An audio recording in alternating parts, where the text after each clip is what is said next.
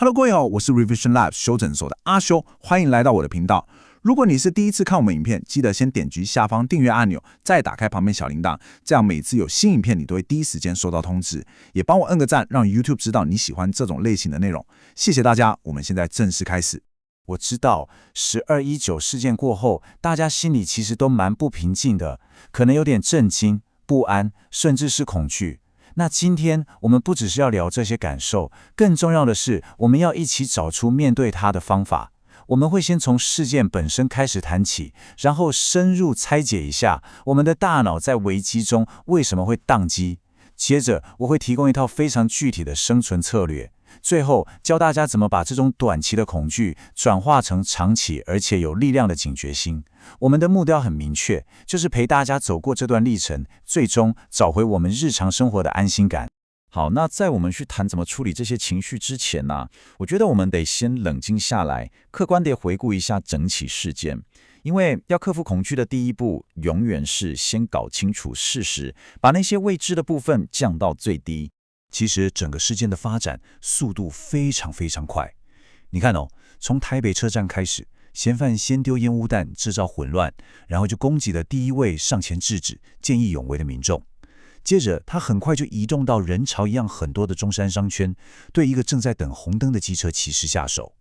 最后他冲进了诚品南西店，从1楼开始就这样一路无差别地往上攻击，一直到被警方围堵，从顶楼坠落。这整起事件最后造成了包含嫌犯在内4个人死亡，11个人受伤。一个我们再熟悉不过的周五晚上，就这样被彻底撕裂了。而这个冲击也震出了我们接下来要好好探讨的问题。这句话就是当时在现场的一位柜姐，她事后的心声。我觉得这句话非常真实地捕捉到那种冲击感。说真的，即使我们只是透过荧幕看到那些画面，那种心跳漏一拍的恐惧感是完全一样的。所以如果你现在还觉得害怕、焦虑，请你一定要记得，这不是你太脆弱，这是一个再正常不过的反应。好，我们继续看下去。在事件的影片流出来之后，网络上出现了超级多的讨论，甚至是一些争议。而其中最大的疑问，可能也是你心里的疑问，那就是，没错，就是这个问题。很多人看到影片的第一个反应就是，搞什么？怎么大家好像都愣住了？为什么不跑？甚至有些人会用一种事后诸葛的角度去批评说，如果是我一定马上就跑了。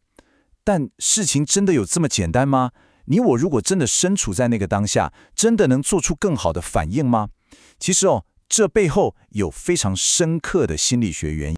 这个现象，心理学上给它一个名字，叫做正常化偏见。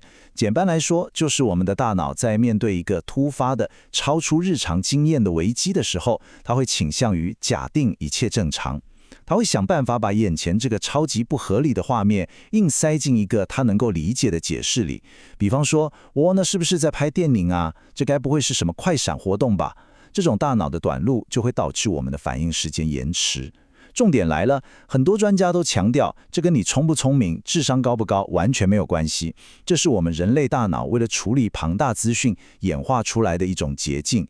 它就像我们内建的防火墙，平常帮我们过滤掉很多不必要的警报，但也因为这样，当真正的火灾发生时，那个警报声可能就会慢半拍才响起来。OK， 理解了我们的大脑为什么会宕机之后，接下来这部分我认为是今天最核心、最实用的内容。我们要从为什么正式进入到怎么办。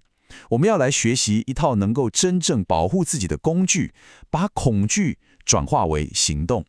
很多人都听过所谓的战或逃反应，对吧？但说真的，在真实的随机攻击事件中，这个概念其实有点太简化了。因为很多时候，你既没有能力战，也没有足够的空间逃。在这种情况下，我们的生存策略应该是一个更有层次、更有弹性的组合。国外的自我防卫专家提出了一个叫做生存金字塔的概念，我觉得它非常清晰而且好记。金字塔的最顶端，黄金标准永远都是逃离，真的没有什么比拉开距离更安全的了。但如果逃不了呢？比如说你在捷运车厢里，那我们就要马上启动白银标准屏障，利用任何大型的物件，像是一张桌子或关上一扇门，来隔开你跟威胁。如果连屏障都找不到，我们才退到最后的青铜标准临时盾牌。这个金字塔模型的精髓在于，它提供了一个动态的决策流程。你的目标永远是想办法从青铜升级到白银，再从白银升级到黄金。那什么是临时盾牌？基本上就是你身边任何可以拿来保护自己的东西，你的后背包、手上的雨伞、刚脱下来的外套，甚至是公共场所的灭火器。你一定要记住，这些东西的重点从来都不是要让你去打赢对方，而是要创造一个缓冲空间，保护你的要害，帮你争取到升级到白银或黄金标准的宝贵机会。像之前就有网友分享，高铁的坐垫其实一拉就能拆下来，这就是一个绝佳的现成盾牌。重点是，从今天起，我们要开始培养这种利用环境的意识。这里有一个徐用临时盾牌的关键技巧，请大家一定要记下来。当你用背包要去抵挡的时候，你的目标不是去挡那把刀，而是要去攻击或者阻挡对方拿着刀的那只手臂。为什么？这点超级重要，因为刀刃是尖的，它很可能会直接穿过你的背包，让你的盾牌瞬间就没用了。但如果你去冲撞或格挡他的手臂，不只可以有效地破坏他的攻击轨迹，而且不会损坏你的防御工具，这能为你争取到更多更宝贵的反应时间。好，那如果情况真的糟到极点，你身边什么工具都没有，完全被逼到墙角，该怎么办？这就是最后的保命大招 X 型防御。这不是用来反击的，这是用来硬扛下第一波最猛烈的攻击。首先，双臂在胸前交叉。第二步，最关键的，手掌一定要转向自己，用你手臂外侧比较耐打的骨头去面对威胁，保护内侧脆弱的动脉。第三，身体重心尽可能的往后拉，让你的重要器官远离攻击范围。记住哦，这个动作的唯一目标就是撑过去，撑到你有机会冷静下来，找到你的临时盾牌为止。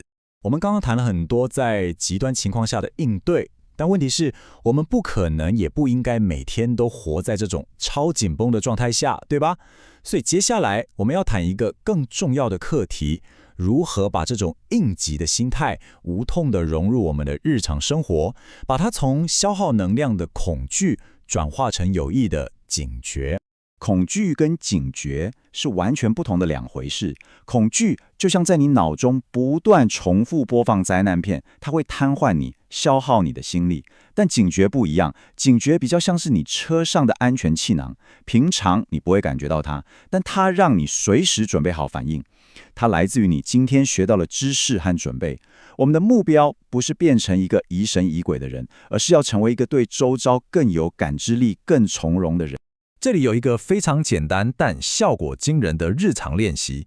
下次当你在公共场所，比方说排队等捷运的时候，试着在心里为自己画出一个半径2公尺的感知圈。你不是要用敌意的眼光去审视圈内的每一个人，完全不是哦。你只是要对谁进入了这个圈子，他大概在做什么，有一个基本的意识。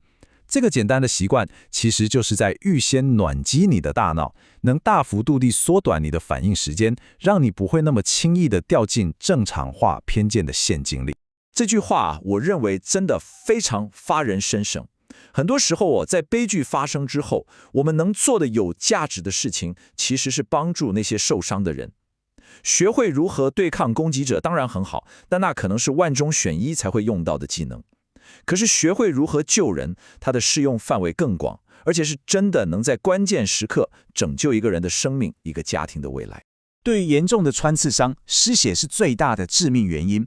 紧急止血其实只有3个关键步骤，非常简单，大家听好。第一，找到出血点在哪里，不要慌。第二，用你手边任何干净的布料、衣服、毛巾都行，直接用力的压住伤口，不要怕痛。第三，这点最重要，持续施压，绝对不要中途因为好奇就放开来看伤口，就这样一直压着，直到专业的救护人员抵达为止。记住这3步，你就有可能成为拯救一个家庭的英雄。聊到这里，我们从事件的冲击谈到心理反应，再到具体的防卫和救护技能。现在我们要把它们全部整合起来，看看如何运用这些知识来找回我们内心的平静与力量。简单整理一下，我们今天其实是为自己建立了3大心理支柱。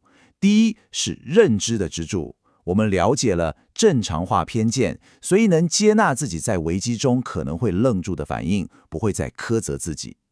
第二是技能的支柱，我们掌握了生存金字塔的3层策略。第三是习惯的支柱，我们学会了用2公尺感知圈和基础急救来保护自己和他人。这3者结合起来，就是我们把恐惧转化为力量的完整配方。这次的事件真的很可怕，但我们不能因此就让它摧毁我们对这个社会的信任。台湾整体来说依然是一个非常安全的地方，我们能够对陌生人保持善意，这其实是一种非常珍贵的幸运。但我们必须确保这种幸运不会在关键时刻成为我们的脆弱。要做的是在信任的基础上加上一层智慧的警觉。